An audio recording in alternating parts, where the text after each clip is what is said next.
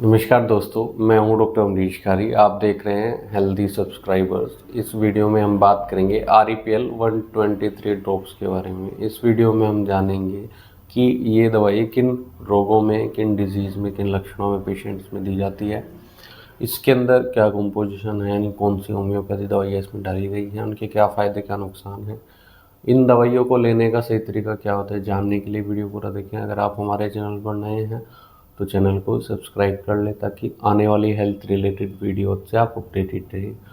REPL 123 drops को vertigo में दिया जाता है। वर्टिगो ड्रॉप्स के नाम से ही ये मेडिसिन आती है। ये पेटेंट मेडिसिन है होम्योपैथी की। दोस्तों, इस दवाई को दिया जाता है चक्कर आने पर। ये दवाई चक्कर आने के कारण को भी ठीक करती है, यानी पेशेंट को अगर गर्दन के दर्द के कारण या माइग्रेन के कारण पेशेंट को चक्कर आ रहे हैं, साथ में डिजीनेस की शिकायत आ रही है, या फिर पेशेंट को वीकनेस महसूस हो रही है, तो ऐसे केसेस में ये दवाई दी जाती है। कुछ और भी कारण हो सकते हैं, जैसे पेशेंट को लो बीपी के कारण अगर पेशेंट को चक्कर आ रहे हैं, ब्लड प्रेशर पेशेंट का लो हो गया है, नॉर्मल से कम आ रहा है, जिसके कारण चक्कर आ सकते हैं, तो ऐसे केसेस में भी दी जाती है। बीपी को नॉर्मल करने में मददगार रहती है, गर्दन के दर्द को ठीक करती है। गर्दन के दर्द के कारण अगर चक्कर आते हैं, माइग्रेन के कारण अगर चक्कर आते हैं, तो उसको भी ये दवाई ठीक करती है। पेशेंट अगर कुछ भी कर रहा है, यानी अगर पेशेंट चल रहा है या लेटा हुआ है, सो रहा है या फिर पढ़ रहा है, किसी भी काम को करते हुए कई बार ये चक्कर आ सकते हैं, या ये पेशेंट को परेशानी कभी भी आ सकती है। कई बार लो बीपी अचानक से हो जाने से पेशेंट का चक्कर आ सकते हैं, तो ऐसे केसेस में दवाई बहुत इफ़ेक्टिव रहती है। जब पेशेंट लेटता है तो डिजीनेस महसूस होती है, ऐसे केसेस में बहुत असरदार रहती है।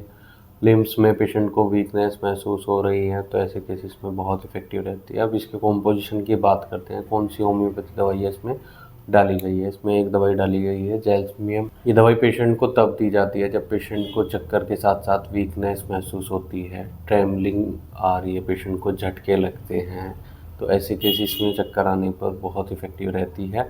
अगली दवा इसमें ग्रेनेटम डाली गई है। सिर में खालीपन महसूस हो, साथ में चक्कर आ रहे हैं, तो ऐसे केसेस में बहुत इफ़ेक्टिव रहती है।